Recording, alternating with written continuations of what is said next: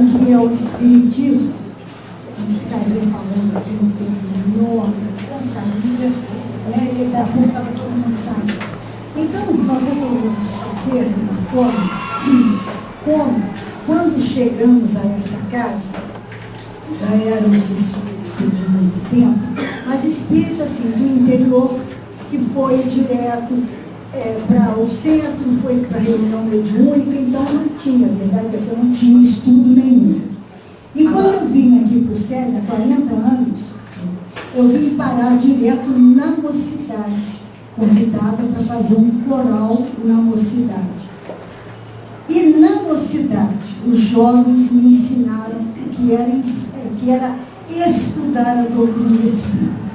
E aí se torna fascinante, porque a cada coisa que a gente entende, você descobre algo mais. Então você fica com aquele afã, aquela vontade de procurar para suprir, né, a sua curiosidade.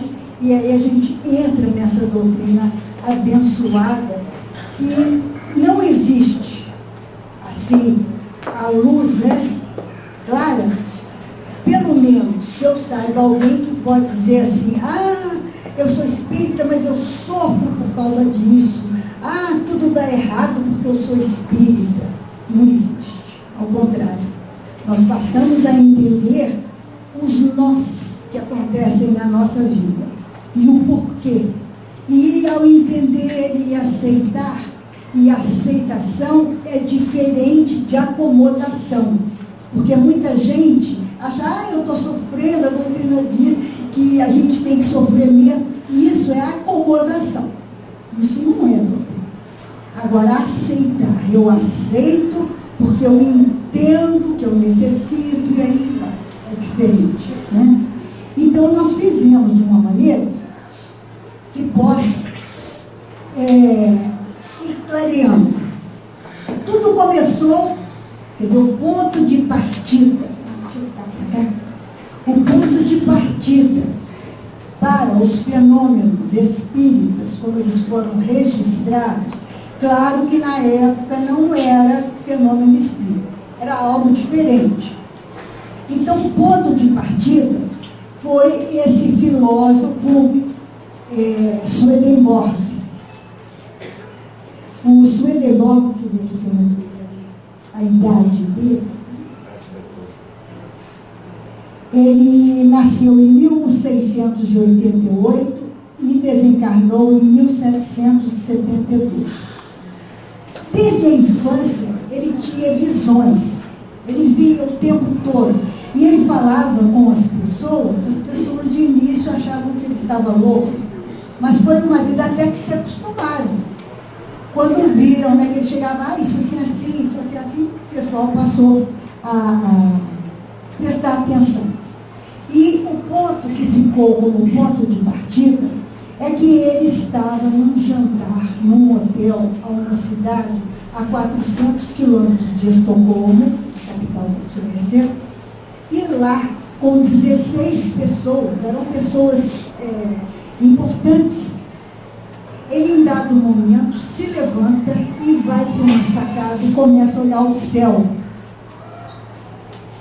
Aí as pessoas se levantam também, e foi. Ele disse, está acontecendo um incêndio muito grande em Estocolmo, na rua em que eu moro. Todos ficaram parados lá, estáticos. E ele não conseguiu voltar para o jantar um tempo. Quando chegou às 8 horas, só começou mais no início da tarde, 8 horas da noite, ele falou assim, não, agora tudo bem. Aí todo mundo parou. Não, o fogo foi contornado, né, controlado, a 3 portas da minha casa. Tá, cortaram, fizeram. E foram depois pesquisar exatamente aquilo que tinha acontecido. Então, a partir daí, ninguém questionou mais as visões que ele tinha. Ninguém. E ficou marcado como assim, registrado como um dos primeiros eventos de manifestações.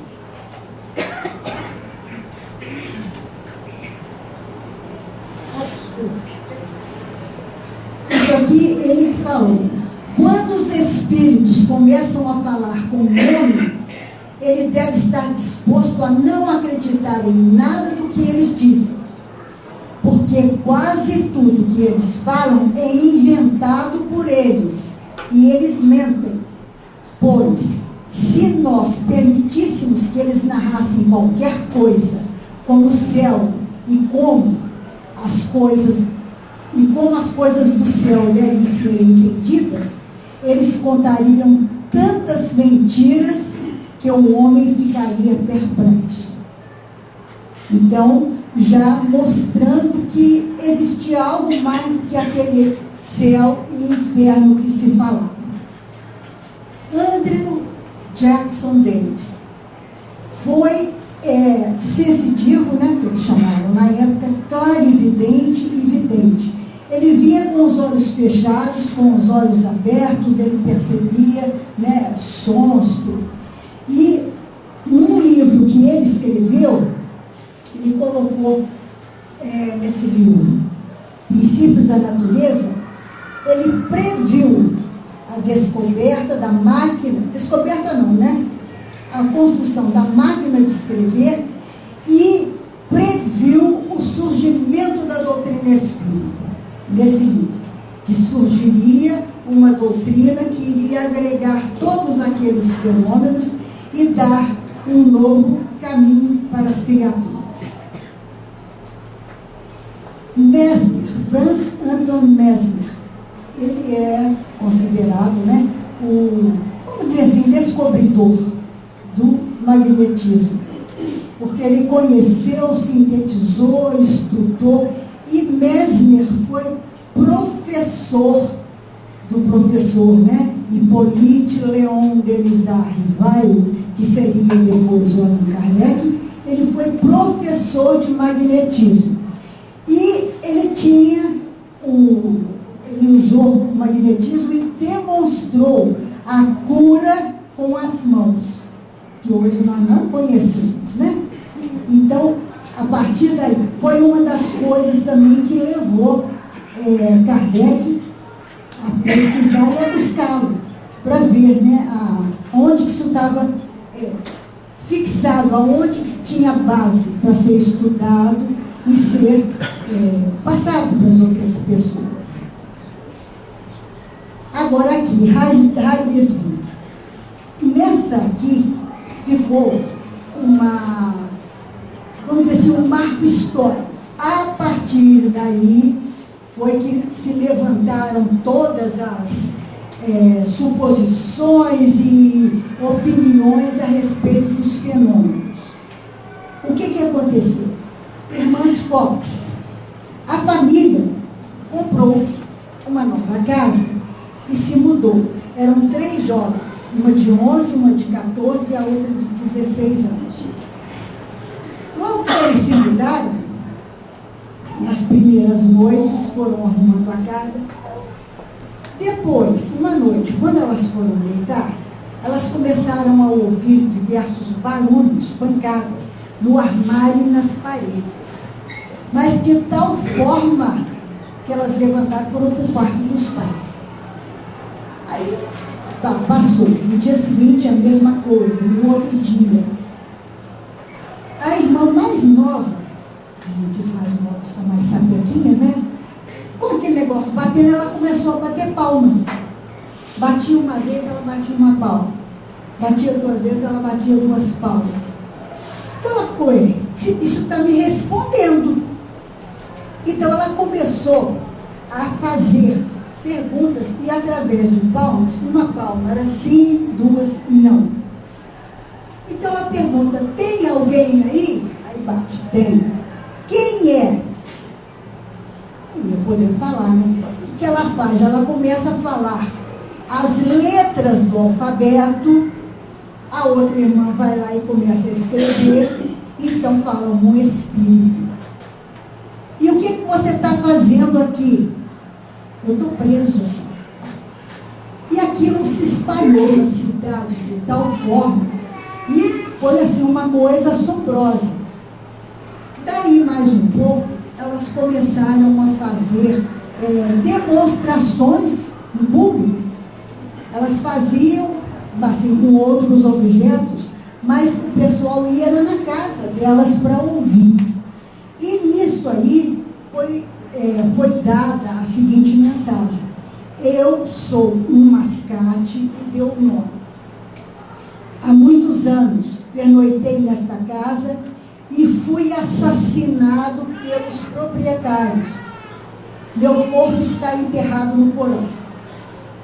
Eles acabaram mudando de lá, porque assim, a história delas é muito interessante, tem livros voltados para isso, porque elas começaram a se dedicar aos fenômenos, e daí a pouco elas começaram a brigar, uma dizer que aquilo era mentira, então foi uma coisa até feia, chata, mas tem muita coisa fascinante na história delas, porque a partir daí, ninguém mais pôde duvidar.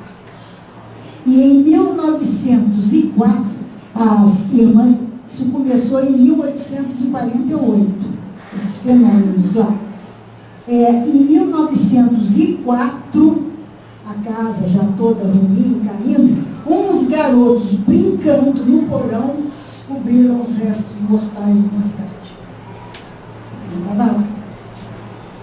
Passa um pouco, eles começam a sofisticar esse meio de comunicação. E não era só lá. Aí já se descobre uma porção de lugares em outros países fazendo isso também. Cada um faz a sua adaptação. E nessas adaptações se tornam os fenômenos famosos, que é das irmãs Fox conversando com o espírito. Ela batendo palma, a outra com o pai e a outra estava na cama. Isso é quadro representando a época, né, gente? Bom, aí surgiu a coqueluche da sociedade, as mesas girantes. As pessoas, de início, usavam mesas grandes, e aí faziam o alfabeto, ou ia falando, ou batendo palma, bem rústico. E veio uma senhora da alta sociedade, que ela teve uma ideia.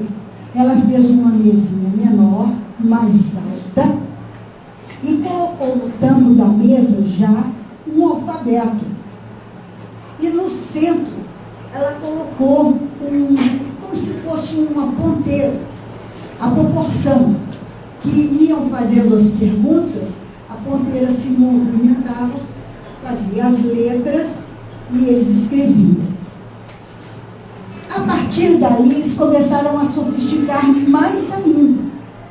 Por que colocar uma mesa grande? Será só colocar uma cestinha? Eles pegam um tipo dessas cestinhas que nós usamos para lixo, de aramezinho, vinho, punham em cima da mesa e aí resolveram amarrar uma caneta e o alfabeto.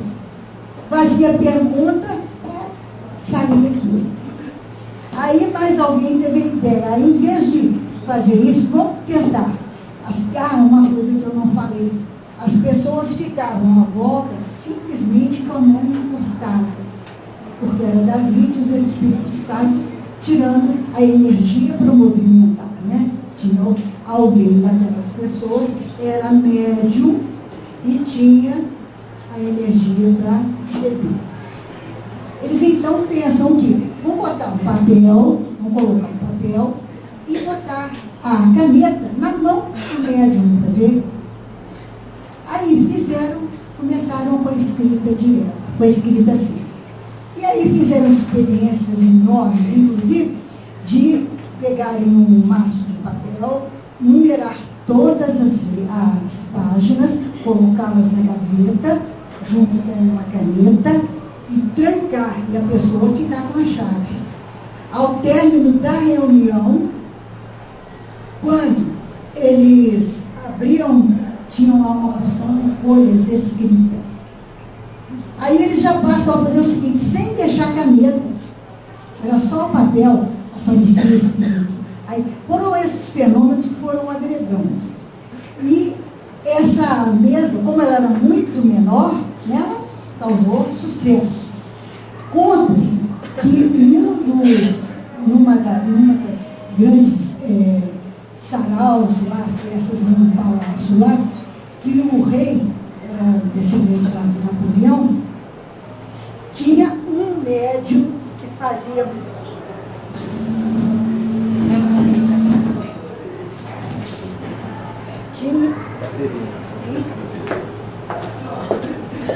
tinha um médium chamado Daniel Douglas Home. Nós vamos depois ver, eu trouxe a foto dele. Esse Daniel Douglas Home teve uma situação, ele estava nessa festa, vamos dizer assim, e quando o rei chegou, aí todo mundo fez a reverência. O rei veio andando até perto de uma mesa de mármore enorme. E quando o rei chegou, a mesa levantou um lado e voltou ao lugar. Aquilo foi, né? Muita gente assistindo fez isso. Então, isso aí vai abrindo caminho para mais pesquisas, mais pesquisas. As pessoas, então, começam a formar grupos e conversar com aqueles que estão assistindo, respondendo já através da mediunidade. Que não era, né? Ainda não existia com esse nome, com aquele fenômeno.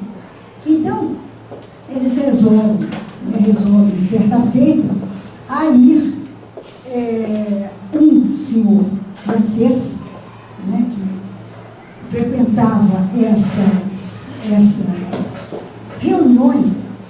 Ele era muito amigo do Kardec e convida Kardec. Aí vamos parar um pouquinho aqui para a gente falar do Kardec. O professor Leon Hippolyte Denisard Rivail era francês, nascido em Lyon, e através de pedidos do pai, que era um homem era um juiz, né, uma pessoa muito sabedora de leis e tudo, quis que ele fosse estudar em Verdun, na Suíça, que tinha um colégio, que era o Colégio Pestalozzi, e era referência, já naquela época, referência em métodos de ensino, de aprendizagem. Ele vai estudar lá. Ele faz os cursos e ele fica tão bem que quando o Pestalozzi precisa de viajar alguma coisa, ele é que fica dirigindo o colégio no lugar do Pestalozzi. Passa um tempo e acaba formando mesmo. O Pestalozzi resolve abrir um colégio em Paris e o convida. Então ele volta para Paris e vai tomar conta desse colégio.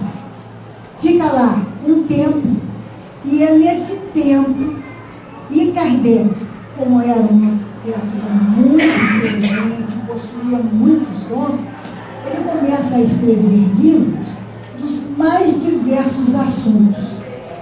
Eu não escrevi aqui todos, mas Kardec tinha formação em 8 profissões. Ele entendia de mecânica, de astronomia, de mineração, todos esses campos, né, de ensino que existiam, ele entendia. Foi fazer com o Mesmer, né, o magnetismo. Então, aparecia alguma coisa para se estudar, ele ia fazer e saía muito bem. Quando ele recebe esse convite, aí ele fala assim: olha, o meu tempo é ocupado com coisas úteis, eu não tenho tempo para brincadeira. Aí o senhor Fortier fala com ele: não, mas não é brincadeira, é algo sério. E você, com o seu senso crítico, eu sei que pode analisar melhor do que todos nós. Mas ele não quis. Ele foi convidado 2, 3 vezes, mas não quis. Até que um dia ele resolveu. A gente fala, minha fruta está ela está pronta. Ele resolve ir e começa, frequenta uma reunião, e em dado momento ele começa a pensar, né? Já lá dentro da reunião, depois de diversas sessões, ele começa a questionar para achar uma resposta lógica que pudesse explicar o fato de objetos inertes emitirem mensagens inteligentes. E ele se perguntava, né? Como pode uma mesa pensar sem ter cérebro e sentir sem ter nervos? E isso o intrigava demais. Em 30 de abril, e ele continua a frequentar as reuniões e pesquisando. Em 30 de abril de 1856, veio uma mensagem diretamente para ele, dizendo o seguinte, que ele tinha uma grande missão. Ele tinha que pensar, resolver, porque era uma missão muito trabalhosa, ele ia sofrer muitos golpes, mas é a que traria algo de novo para a humanidade.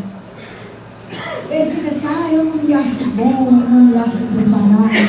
Vou fazer um parêntese aqui. Igual acontece conosco. Quando alguém nos convida para assumir, vamos trabalhar na coordenação, vamos fazer isso assim. Quem sou eu? Ainda não estou pronto. André Luiz tem uma frase, que aí fica para todo mundo. Quando o trabalhador está pronto, o trabalho o chama. Tá bom. Então a gente sabe que está pronto, viu? Bom, então ele, depois de muito pensar e conversa muito com a esposa, que nós não falamos dela, a Mary Boudet, ela se torna, vamos dizer assim, os dois braços dele para fazer esse trabalho. Como ele tinha estudado lá com Pestalozzi, questão de pesquisas, ele resolve usar um método de Pestalozzi, que era o seguinte, que ele dizia, só pegar certo, é o método intuitivo. Isso. Intuitivo racionalista. Era teoria, depois a teoria e a prática. Ele começa a fazer isso. Mas assim, vai nas reuniões, assiste. Ele então tem ideia, não é ideia só dele, né? Mas a gente sabe, sendo intuído pelos amigos espirituais, e principalmente por um espírito que se intitula Espírito da Verdade, e esse espírito passa a ter ligação direto com ele, mandando mensagens direto, como é que ele devia agir, o que ele devia fazer. Ele resolve fazer uns cadernos e vai colocando nesses cadernos perguntas. O que é isso? O que é isso? Vai fazendo as perguntas. Ele pega um tanto de cadernos, uma quantidade muito grande, copia todas as perguntas nesses cadernos e manda para todas as cidades onde já estavam acontecendo esses fenômenos, né, de respostas.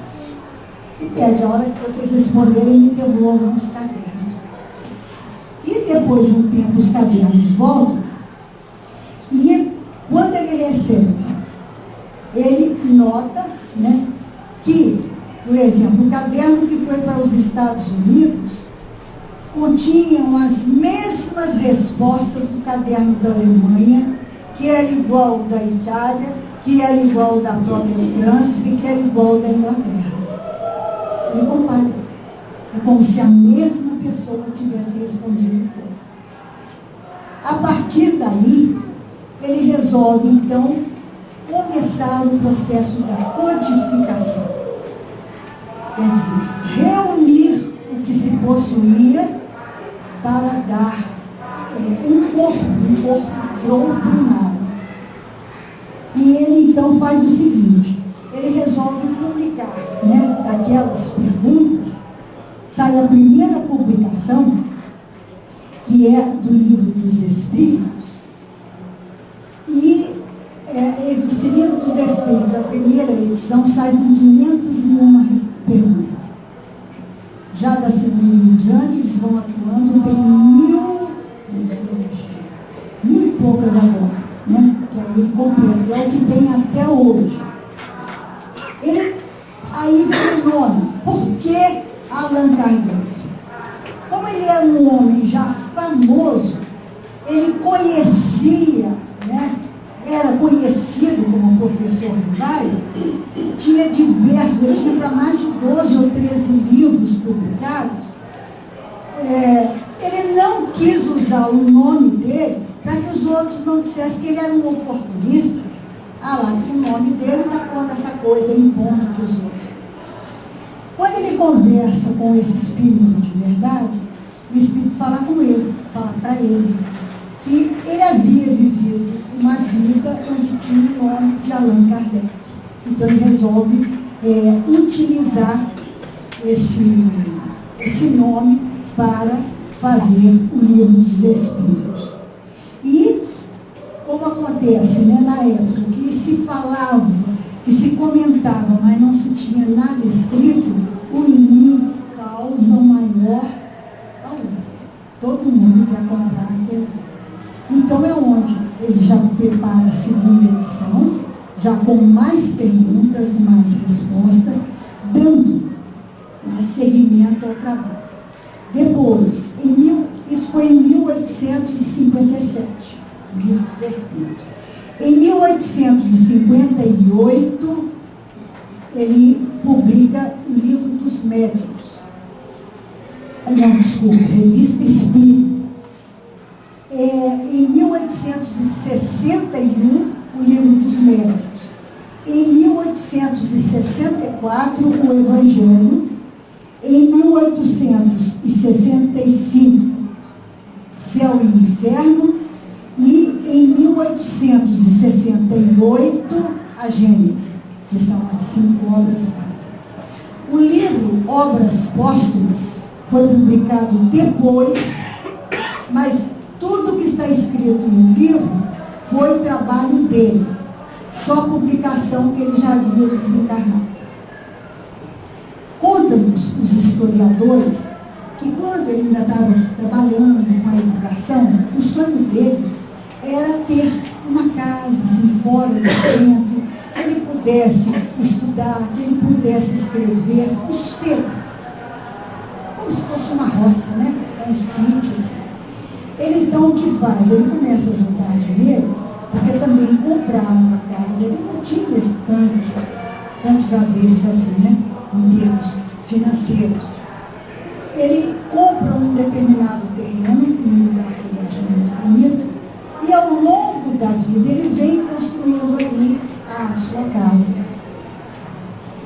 Conta-nos os historiadores, os biógrafos, que na véspera da mudança, ele estava terminando de fechar, quando ele fecha o livro, que a Gabi, a esposa, fala com ele, terminou, ele falou assim, este está terminado, os outros ainda não. E ela sai. Dizem que ele, né, conta, que ele levanta, e no que ele levanta, ele tem uma dor fulminante e ao desencargo.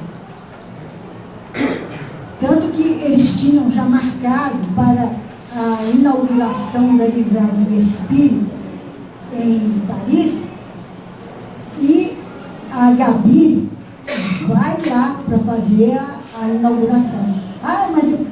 Mas o trabalho tem que continuar. E ela vai lá, né? Agora, ali nós pusemos, que me importa os esforços da calúnia, a minha consciência, a grandeza do objetivo, me faziam esquecer de boa vontade as urzes e os espinhos da estrada. Está no livro Obras Póstumas. Quando todos os homens estiverem convencidos de que Deus é o mesmo para todos, de que esse Deus soberanamente justo e bom, nada de injusto pode querer, e que o mal vem não dele, mas dos homens. Todos se se considerarão filhos do mesmo Pai e estenderão as mãos uns para os outros. E é uma pergunta que muita gente faz quando vem para a doutrina. Ah, mas então como é que existe o mal? Por que Deus deixa? Deus não tem nada com isso. Vamos estudar que nós vamos descobrir por que é que existe o mal e onde é que ele começou. Que é bem melhor. Mas é Deus. Deus quer o nosso bem. É um Pai soberanamente justo e bom. Se ele quisesse o mal, ou deixa você sofrer, ele não seria Deus, né? Bom, então, aí a gente pega as obras básicas. Aqui é só que nós falamos, foi esse aqui. Ele não saiu depois já do desencarne de Kardec. Os outros são os que nós usamos, né? O Livro dos Espíritos, Livro dos Médiuns, Evangelho, Céu e Inferno e a Gênese. Tá? Então aí nós vamos agora para saber o que é o Espiritismo. E antes de saber, nós vamos ver das obras dele. E eu achei essa planilha muito boa, porque dá de cada livro o que é que o livro tem e o que acontece, para que é, qual o conteúdo, né? Então, o Livro dos Espíritos, resposta aos grandes enigmas do universo. Está tudo lá. Coisas que às vezes, hoje estão se conhecendo, já estavam lá, só que com outro linguajar, é claro. Por isso é que é importante. Ah, eu já li o Livro dos Espíritos todo e deixou. Não, de vez em quando nós temos que voltar a ler. Porque a cada passo, nós estamos num nível. E se eu estou aqui, eu consigo ver aqui, mas se eu me elevar, eu vou ver muito mais. Então eu vou ver outras coisas aqui que eu não tinha observado quando estava no mesmo nível. E isso a gente acha, né? O Livro dos Médiuns, quando ele escreveu, são duas partes, esclarecimento sobre a comunicação entre os diferentes planos da vida imortal. Evangelho segundo o Espiritismo. Foi em Paris, 1864, 28 capítulos. A doutrina de Jesus Cristo ao alcance do homem moderno. Algumas pessoas questionam, mas por que Evangelho segundo o Espiritismo? Porque evangelhos possuem muitos, todos os evangelhos baseados na Bíblia, certo? Mas o que Kardec quis fazer? Dinamizar. Ele tirou os ensinamentos morais das lições, né, de Jesus, do Novo Testamento, e fez o Evangelho segundo o Espiritismo. Então lá não vai contar que o pessoal se reuniu, que fez, não. Ele vai contar. O mestre chegou e falou. Ele é mais objetivo. Ele vai usar a parte moral dos ensinos de Jesus. Vamos dizer assim, seria como se fosse o caminho, uma luz no caminho nosso. Né? Porque até hoje, não é religião, isso aí é outra coisa. A gente vê que está aí. Somos cristãos terrenos. Céu e o Inferno. Foi em Paris, em 1865, duas partes, 19 capítulos. Profundas e variadas implicações da lei de causa e efeito. Não sei se alguém, né, que viu. O céu e o inferno são narrativas de espíritos no plano espiritual. Então, espíritos que eles colocam, né, que estão bem, que estão, vamos dizer assim, no céu, de espíritos que estão no meio e de espíritos que ainda estão sofrendo nas regiões, né, da vida. Então, é isso que a gente aprende aí. E a Gênese planetária, milagres, predições, elucidações científicas de muitos fenômenos. Nesse livro, Kardec estuda e traz para nós desde a formação do homem. E ele vem discorrendo os problemas que adviriam, aí que todo mundo fala agora, transição, está lá. É só a gente saber, entender, está lá. Agora, não é assim que você pega e de uma vez vai. Tem hora que a gente cansa, tem hora que a gente para um pouquinho, depois volta. Porque estudar isso, por isso que eu falei que a doutrina, ela é maravilhosa, porque às vezes uma hora você fala, puxa, não consigo nem rezar. Mas daí a pouco, se você para, pensa um bocadinho, olha um passarinho, alguma coisa assim diferente, que consiga cortar o seu pensamento, você tem condições de buscar a Jesus através da oração. Não é sentar ou ajoelhar, meu Deus, eu preciso não. Senhor, está vendo as minhas costas me pedindo socorro. É conversar, que aí a gente consegue. Bom, então, a partir daí,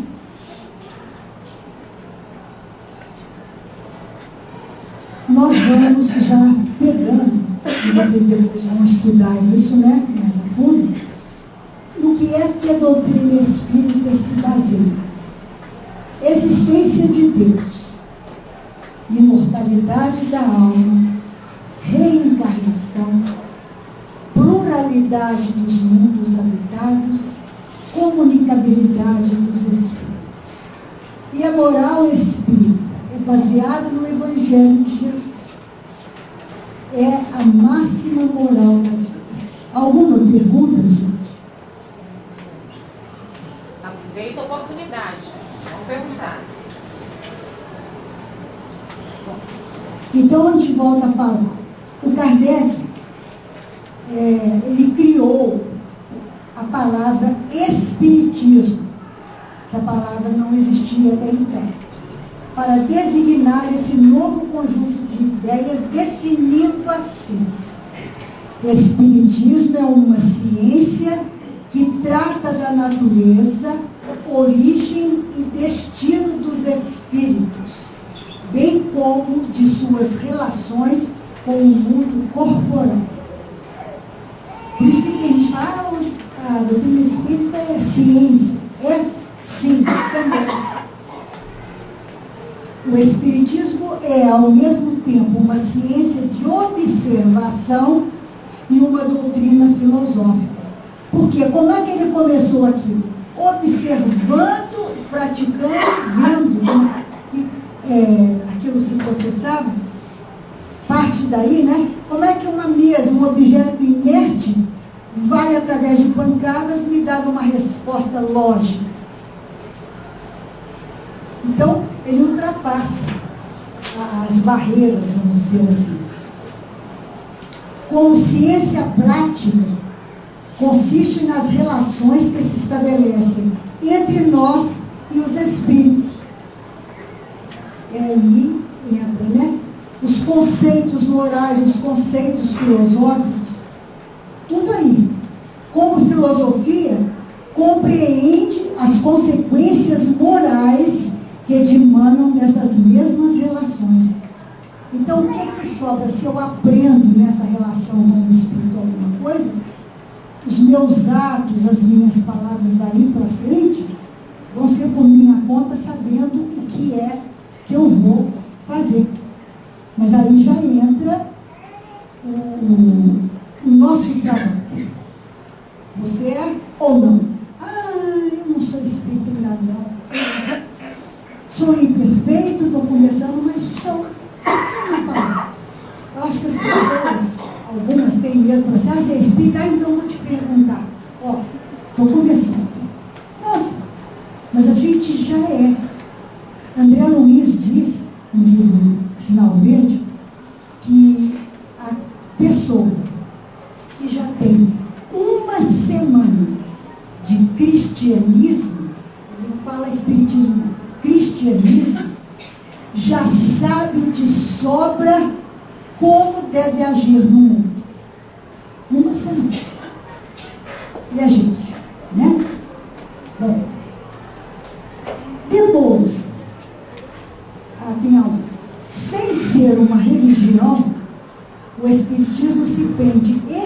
especialmente as ideias religiosas, desenvolve-as naqueles que possuem e fortifica-as nos que vacilam. Mas não é uma religião constituída, visto que não tem culto, nem rituais, nem templo. Não tem, nós temos a casa espírita para nós nos reunirmos. Nós não temos ritual. Às vezes, a gente mas porque toda vez faz isso assim. Não, é um costume, não quer dizer que é ritual. Todo mundo tem que fazer, não é nada disso. Então a gente vai aprendendo também.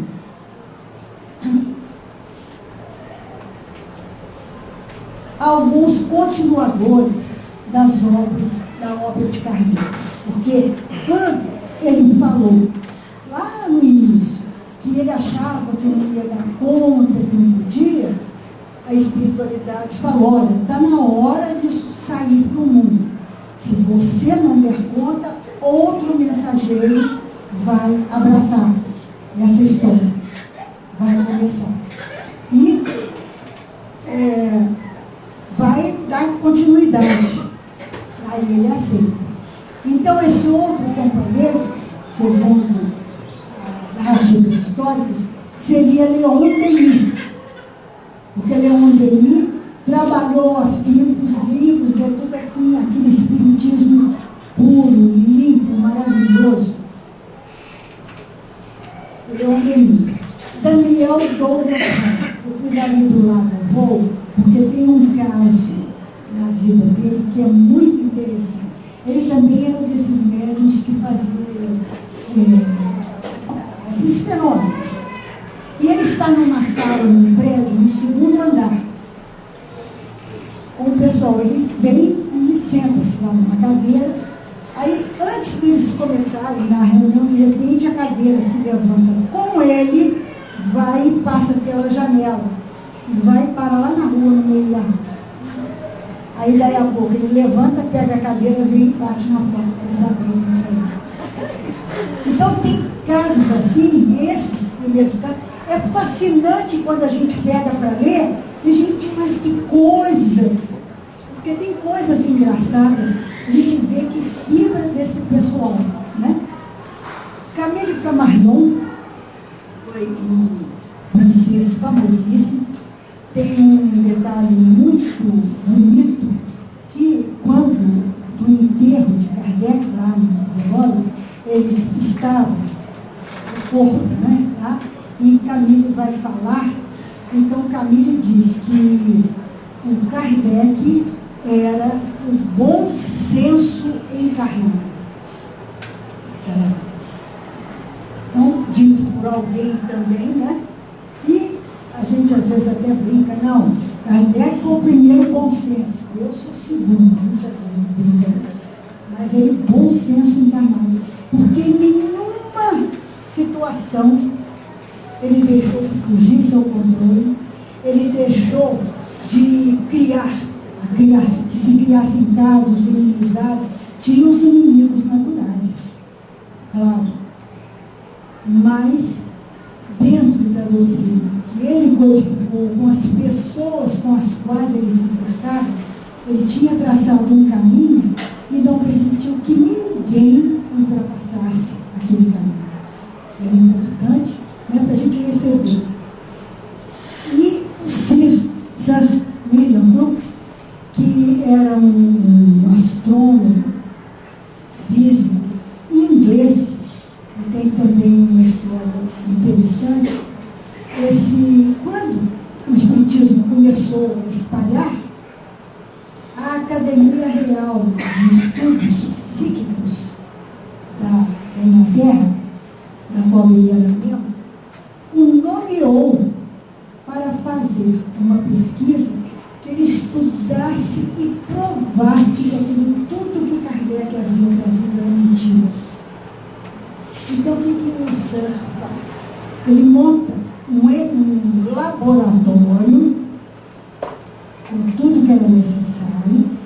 Ele arranja, né, alguém que ele já conhecia, que era médium de efeitos físicos, e ele passa a fazer com essa médium, coloca numa cama toda com correntes e faz lá o processo, ela começa a expelir o ectoplasma e começa a se materializar uma mulher. E ele faz isso muitas vezes. Ele, certa feita, cortou um cacho do cabelo da Florence e aí pega um cacho do cabelo do espírito, vai e põe os dois na lâmina, completamente diferente. Né? Questão de peso. Antes da reunião ele pesava a Florence. Aí, na hora que vinha o espírito, ele pesava também.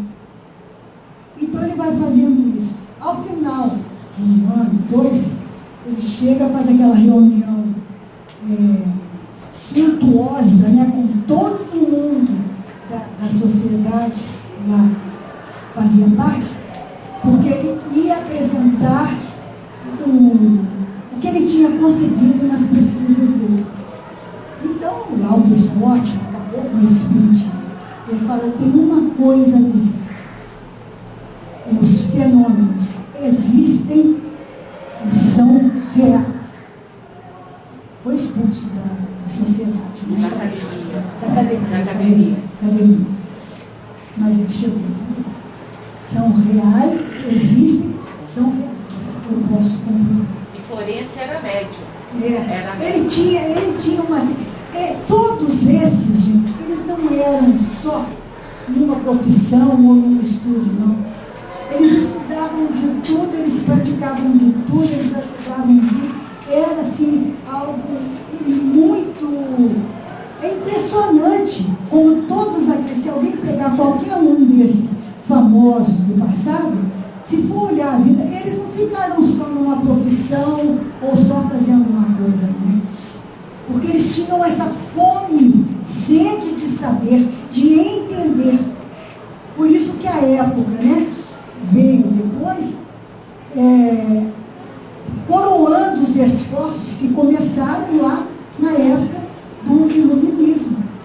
Foi quando a humanidade começou a receber espíritos que tinham condições de cada vez buscar mais e seguir. E aí estamos nós aqui hoje, né? Nós hoje temos como, vamos dizer assim, meta, cada vez, fazer do Espiritismo uma doutrina pura. Nada de começar a colocar ritualismos e outras coisas dentro da doutrina que não tem isso. Nós não precisamos disso. A gente tem que ligar direto o nosso coração com a espiritualidade e com o Mestre. Isso nós precisamos ter. O resto, a gente ganha por acréscimo. Isso porque nós tivemos a primeira revelação, que foi Moisés. Veio, fez a revelação, viveu, a humanidade viveu de um jeito. A segunda foi Jesus, que veio, modificou a tal ponto a humanidade, que o tempo passou a ser contado quando ele veio. Né? E a terceira revelação, nós reputamos que essa terceira revelação é a revelação espírita, que ela é progressiva. Isso porque o Espiritismo não tem a última palavra. Falou, é assim, não. O Espiritismo deixa aberto, porque sempre tem algo mais. Vamos nos lembrar. Tem um morro. Eu subi 1 metro, 2, eu vou ver aquilo que eu falei, que está no meu livro. Se eu subir mais 1 metro, eu já vou ver diferente. E aí vai. Assim somos nós na doutrina. Não é inventando, é porque a gente passa a observar, ver e ver a lógica de cada coisa que está acontecendo. E aí a gente vai vivendo. E nós nos baseamos nisso por causa da promessa que Jesus fez. Quando ele falando das coisas que aconteceriam, E o pessoal, né, reclamando, Senhor, mas nós vamos ficar sem o Senhor. Então, ele diz assim, em João 14, versículo 15, depois do 18 ao 26. Não se turbe o vosso coração. Credes em Deus. Credes também em mim. Na casa de meu Pai há muitas moradas. Se assim não fora, eu vou teria dito. Pois vou para preparar-vos lugar. Se me amais, guardai os meus mandamentos.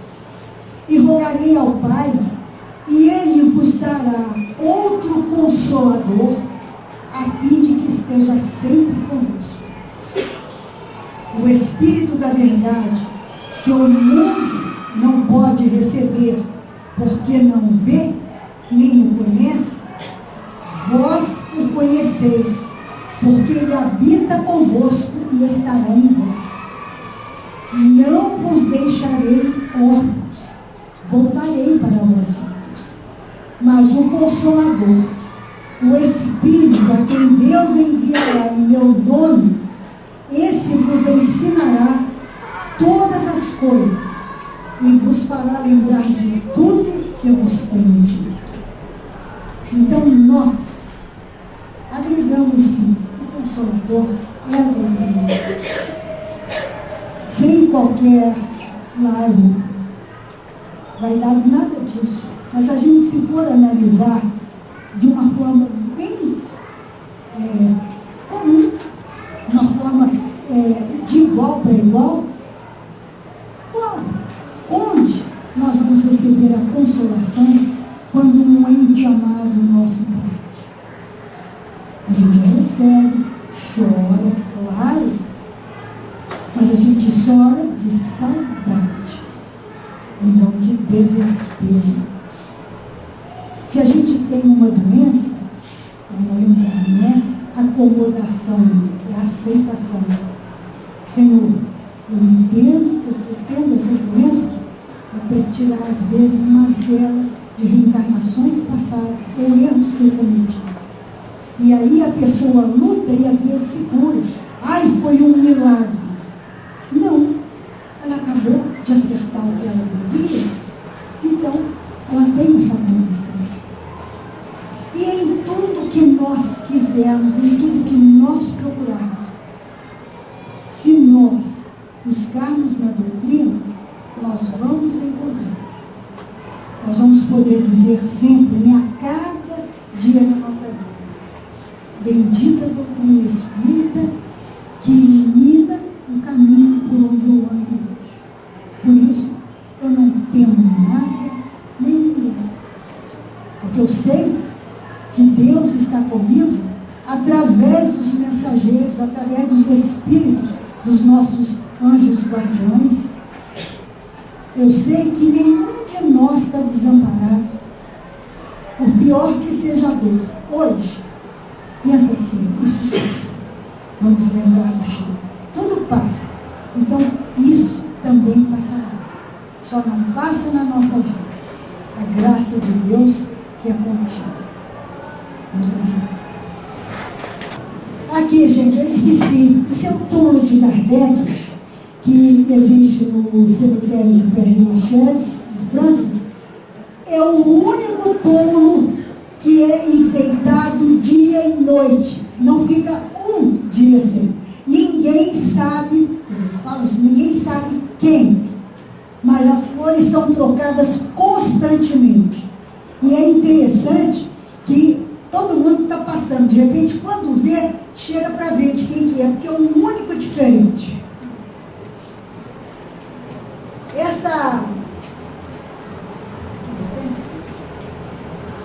Essa pedra aqui, que tem,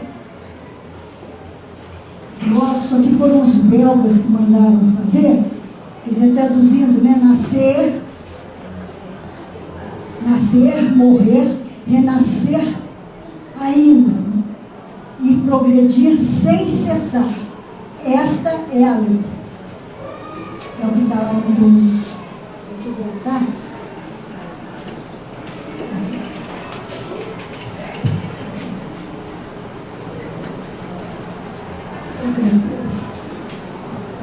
públicas.